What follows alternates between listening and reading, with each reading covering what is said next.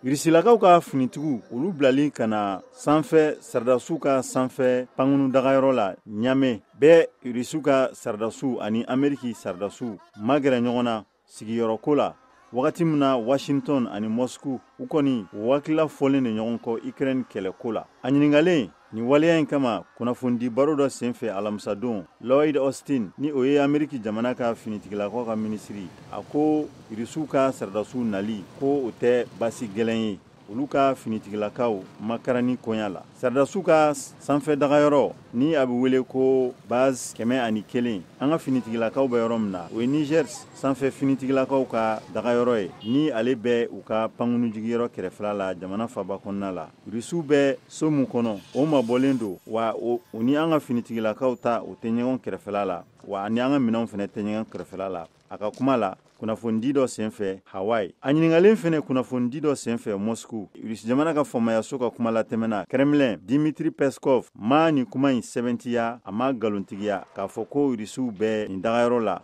A y'a yira dɔrɔn k'a fɔ ko Moscou kɔni bɛ kan a ka baarakɛɲɔgɔnya kologiriya ni farafin jamanaw ye hakilila bɛɛ kan ko Saridasiya sira fana bɔ o la.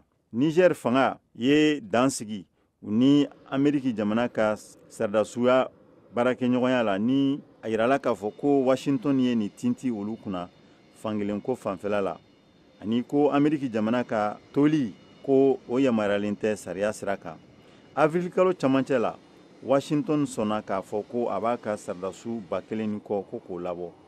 Kumaɲɔgɔnyaw kɔni bɛ sen na Washington ani Niger jamana ni ɲɔgɔn cɛ. Saridasiw mabɔli o bɛna kɛ cogoya min na ni laseli kɛra dɔgɔkun tɛmɛnen Ameriki jamana ka Saridasiw ka ɲɛmɔgɔ mun jan bɛ farafinna gun na. États-Unis u ka sanfɛ pankunu drone o camanba de bɛ Agadez kɛrɛfɛla la ni jɔra ni $100 miliyɔn hakɛ ye.